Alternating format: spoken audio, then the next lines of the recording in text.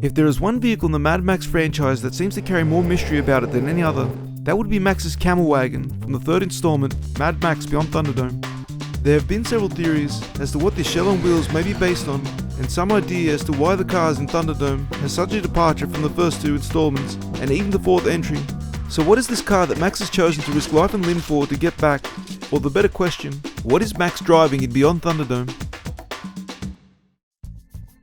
Following the events of Mad Max 2, it has been said that 15 years had passed, which explains the more rugged grey look to Mel Gibson's character come this film and the less street presentable vehicles shown. What happened within those 15 years still seems to be debatable. Some clues may exist come the end of the second film, where after the events of the big rig chase, and briefly shown in the beginning, now that Max is without his beloved MFP Pursuit Special, to be standing next to the vehicle originally part of the Lord Humongous' gang, later commandeered by Papagallo, known as the Lone Wolf car.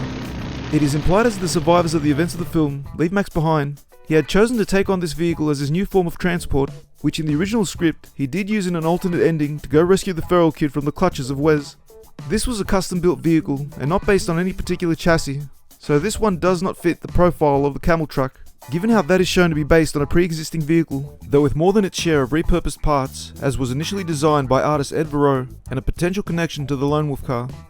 Another theory that has some credibility, given Max's attachment to his previous life through his insistence on wearing his MFP uniform and love of his specially built black on black, that he returned to the crash site of his last of the V8s and salvaged it. Given how the XB shell and chassis would have been first bent on its initial impact, the majority of the damage came from the explosion Max rigged for the car not to be stolen from him. However, as the biggest asset to the black on black was its Interceptor engine, and the explosion occurred in the rear fuel tanks, it is hard to determine if it would still be salvageable or not, yet its value within the Mad Max world is without question, even after its involvement in such an explosion. But it is better to start this process of finding out what Max is driving by trying to identify what is available within this world. With a vast number of possibilities to choose from, to narrow down the truck we first see towed in the Coober Pedy Desert in the opening of the film, the process of elimination must take place first to try to determine what the base model might actually be. As popular as the franchise had become up to this point across the globe, it was still limited by a low budget, so most late model vehicles could be crossed off the list, including most imports outside of some older US and UK models that had become more affordable by this point in time in Australia. Limited by the few production and behind the scenes stills that exist for the Camel Wagon, one of the biggest hints as to what the chassis may be lays within the one close-up image available of the exposed engine bay. Displayed in a promotional image of Mel Gibson as Max being behind the wheel, in the only instance in the film where he's finally seen driving his vehicle under its own power, several clues are given, and the biggest one is front and center shown in the form of the radiator. Following rumours that the chassis used was not that of an Australian Ford Falcon or Fairlane, but rather in the form of the Ford famous F-Series truck. It was established through research in the image that the radiator appears to belong to the second generation 1961 to 1964 Ford F-Series, with best guess indications leaning towards the F100, as the radiator design seen on Max's truck is more consistently seen on this model and not the F250 or F350 for the time, as the F150, as suggested by others, would be produced several years later with a different radiator design. First created in the USA in 1948, the F-Series Ford pickup introduction to Australia seems to be a bit unclear, yet early brochures suggest the F1 arrived that same year from Canada, assembled and ready for local dealership purchase. The F100 first launched in the US in 1953 and would become a popular choice for the Australian market due to its rural usage, along with the other available F-Series brought in. With very little to go on other than the radiator, it is unclear as to why it is suggested a first introduced 1975 F-150 was the base model of Max's vehicle, though there still remains a possibility upon future investigation. Set on a chassis base of around 202.3 inches, it would seem that despite Ford Australia having longer sedan wheelbase cars in their Falcon Fairlane line available, the 1961-64 F100 was likely chosen as it was better suited for more ease of modification and further height clearance given the rough off-road desert terrain as aftermarket suspension is seen. Another custom addition is the inclusion of 44-inch agricultural tyres added to the wagon, along with several other vehicles shown throughout the film, allowing for better movement within the desert. One of the things that I guess I was less happy with in Mad Max 2 was probably the cars. I think that they look too much like street cars. In this one, what we've tried to do is to make the vehicles look like they have grown out of the environment. With no other close-ups available of the engine, and unless specifically changed, the assumption has been made for the F-Series engine for the donor body provided was kept in place, and as such, given the 8 exhaust pipes protruding from the exposed engine bay, The highest option for the F-Series for the time was the 160 horsepower 292 Ford V8. It should be noted though, more often than not within the Mad Max series, the mechanical crew would use the more reliable Cleveland 351 engine when customizing these cars from scratch, as was the case with the humongous and Lone Wolf cars made for Mad Max 2.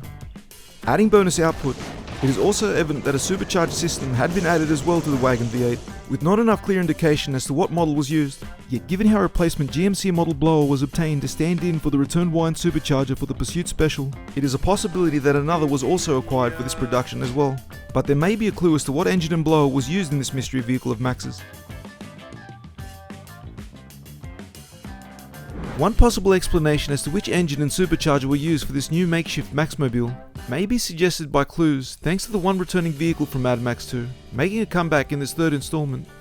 By the end of production in late 1981, most if not all vehicles used in the first Mad Max sequel were sent to be scrapped, even the original surviving black-on-black Pursuit Special before it was saved. With a confirmed exception of one car, and that was the later repurposed Pappagallo Lone Wolf vehicle as seen adopted by Max in the first and final shot of Mad Max 2. Once the second film had been completed, the Lone Wolf machine was put on display at the Village Grand Prix go-kart venue at Blacktown in South Sydney.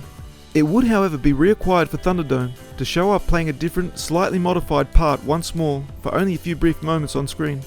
What makes the story of this vehicle unique, and possibly connected to the Camel Wagon, was that when it was first custom built for Mad Max 2, two V8 351 engines were mounted onto the vehicle in both the front and rear position, with the front turbocharged 5.8 litre Cleveland being the only one functioning, and the supercharged mounted rear engine placed just for display. With the second engine no longer shown with its new incarnation in the third film, which hit its rear section, there is the possibility that the Beyond Thunderdome mechanic crew removed the supercharged 351 from the Lone Wolf vehicle and placed it onto the F100 chassis, minus the protruding scoop. Given a number of the similarities, vaguely shown with the dual-mounted carburetor still visible in some shots, though these were later removed when the Camel Wagon was converted by the character of Blackfinger to run the vehicle on methane.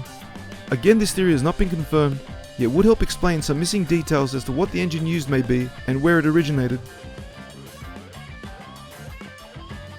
One part of this desert transport which brings more confusion as to what was used to complete this cobbled together look of the Camel Wagon is in its open shell seen sitting on top this F-Series chassis. Having no doors, bonnet, windshield or front guards and rear section left, it can be confirmed through its structure and design that the cab used belongs to the 1970s full-size sedan series of Ford cars, and a model similar to those driven by Max and his former Main Force patrol officers in the original film. One of the biggest clues to narrow down the year of production lays in the dashboard that is briefly seen within the film. The style of dashboard is showing a unique aspect reserved for Australian Ford models, specifically between the years of 1972 and 1976, in the form of a cockpit-style design where the driver's section is curved inwards. First introduced in 1972 with the Ford Falcon XA model, this design showed up in the higher-end full-size sedans, coupes, wagons and utes, and all Fairmont and Fairlane lines. This included the XA, XB, Falcon Fairmont, and ZF and ZG Fairlane, along with the first-time Australian design and build LTD and Landau P5, mostly based on the same chassis, with some length differences. This brings the possibilities down to 35 within the Ford Falcon, Fairlane and LTD range. The next clue comes in the form of the steering wheel. There are only two factory design shapes available, this being a T-style and horizontal line across design. The T-design steering wheel mentioned, known as the rim blow, was first introduced into Ford USA in the late 1960s, early 70s, and was reserved for the performance high-end Fords in Australia, such as the GTs and LTD Landau line. The film shows a quick glimpse of the wheel, as Max deactivates his new makeshift explosive device, showing it to contain a switch button within its center, and is a cross-line style, reserved for the base model Falcons, along with the Fairlane models, which slightly lowers the possibilities. Another display of evidence to be taken in is the visible B-pillars of the shell, which breaks the suggested theory that this frame was salvaged from the black-on-black remains, removing all possible coupe and panel van ute options, leaving just the four-door and station wagon models remaining. The next point of evidence, and perhaps the best indicator of identity, is in the form of the driver's seat, which has been mistakenly listed on several sites as being a racing seat, yet this has now been determined through research in this video to be incorrect. Ford Australia at the time was interested in giving a variety of styles and patterns to the seats that differed from model to model. The design shown in Thunderdome has a distinct pattern that narrows it down to one major possibility. Though seen with its driver's headrest moulded into a complete form of the seat, it appears a makeshift hole was cut in with a 4-point seatbelt system attached and threaded through the gap, leading to the confusion of it belonging to a racing style origin. Once this modification is taken into factor, given several of the lines match up with one seat styling in particular, The process of elimination has been able to narrow down this shell to one likely Ford model option. Thanks to the dashboard and steering wheel, with a gap within the seat revealed to be a makeshift design, only one model Ford was given this particular seat pattern and combination upon production, as it does not feature in any other Fords of the time, and that is the 1973-76 Ford Fairlane 500 ZG. With a 5-inch longer wheelbase than the XB Falcon series of the time, yet 5 inches shorter than the 121-inch wheelbase of the first time released 1973 LTD P5, the ZG Fairlane was the middle ground between the family standard Falcon series and the luxury LTD line, and unlike both mentioned productions, did not come out during its run in a 2-door coupe package.